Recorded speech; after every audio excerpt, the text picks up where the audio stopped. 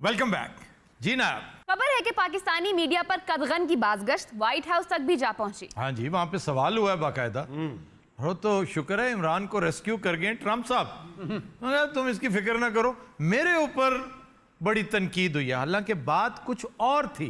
वो जो बात की गई थी ना, वो ये कि पाकिस्तानी मीडिया पर कदगन है, उसको गड़बड़ कर दिया गया इस बात के साथ कि इमरान पर बड़ी तनकीद होती है। वाकई इसमें कोई शक नहीं कि पहले 10 माह में किसी मुंतखब हुकूमत पर आज तक इतनी कड़ी तनकीद नहीं हुई, और उसकी बहुत सी वजूहात हैं।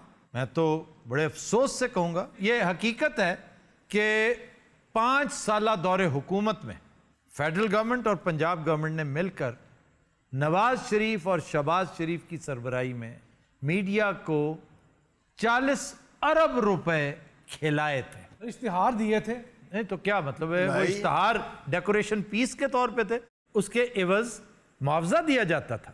वो मुआवजा ही हुआ ना, खिलाए तो ना गए। भाई एक चीज होती है जिसकी जरूरत कौमी नौयत की हो, अशद जरूरत हो, हार्ड अर्न्ड मनी होता है स्टेट का, और स्टेट खास तौर पर जब गरीब हो तो उसका पैसा आप मीडिया के नुथनों में घुसेड़ रहे हैं, उसे बदहजमी कर रहे हैं। 20 रुपए कमाने वाला मीडिया 80 रुपए कमा रहा है।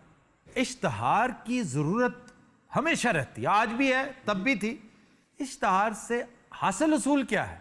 आप उससे एजुकेट करें ना, लोगों को ट्रैफिक के उसूल सिखा दें। 40 क्या 80 अरब भी कम है।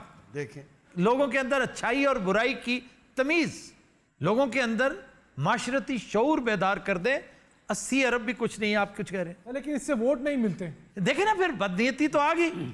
बहरहाल ये 40 अरब रुपए जो 5 सालों में खिलाए गए, इश्तहारात की शक्ल ही सही, ये बहुत खलते हैं इमरान खान को, उसकी पूरी हुकूमत को। सर उससे इस्तिफादा आपने भी किया बतौर होस्ट। हाँ जी, मैंने तो मजदूरी ली है ना। अपनी जब बात आती तो वो मजदूरी हो जाती। मैंने अपनी मजदूरी मीडिया मालिक से ली है, स्टेट से नहीं ली। तो स्टेट का दिया हुआ पैसा ही मालिक आपको दे रहा था ना। तो मैंने कब कहा है कि नहीं दे रहा था? उस दित्ते में से ही मुझे दे रहा था। मैं स्टेट से नहीं मांग रहा था, मैंने कभी स्टेट से टेढ़ी पैसा नहीं मांगा।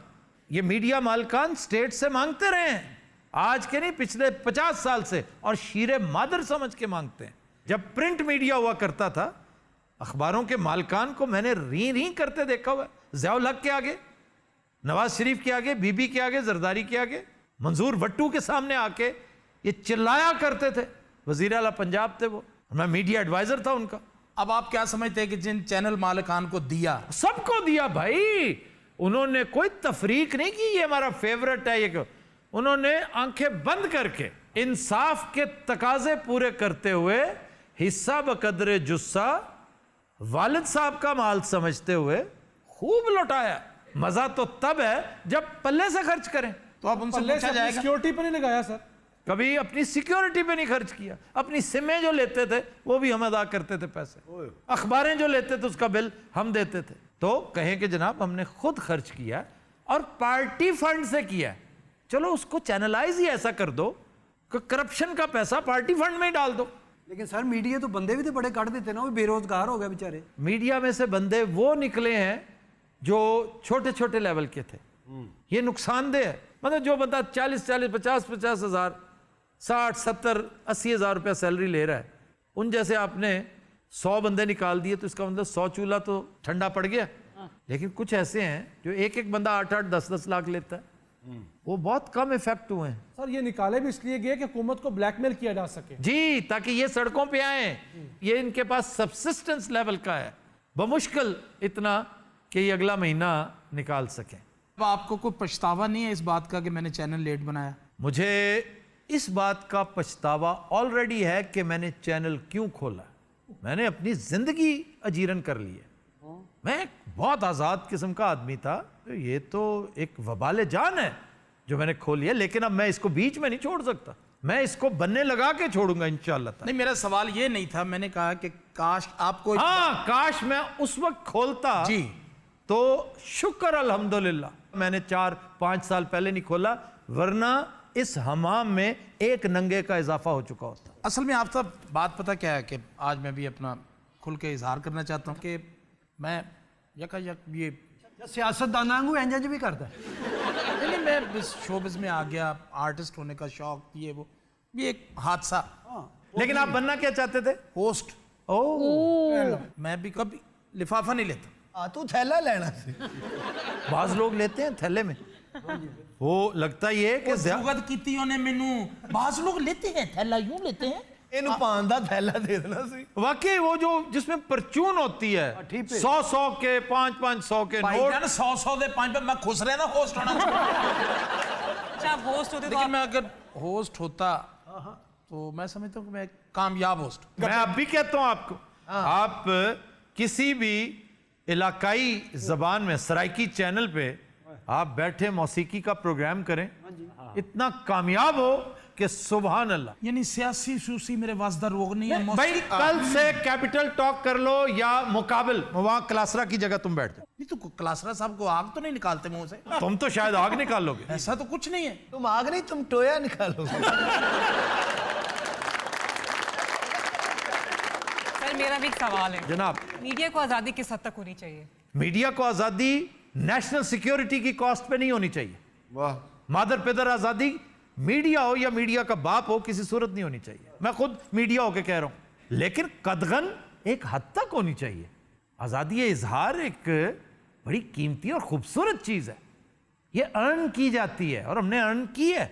एक तरफ तो आज़ादी का ये हाल है कि लाशें दिखा रहे हैं, और दुनिया में कहीं ऐसा नहीं होता कि सेल्फ सेंसरशिप एक चीज़ है या मैच्योरिटी एक चीज़ है। ये जहालत थी परवेज मुशर्रफ की, सिर्फ और सिर्फ फर्द वाहिद परवेज मुशर्रफ, चूंकि जहल मुतलक था, आज़ादी उसने उठा के झोली में डाल दी।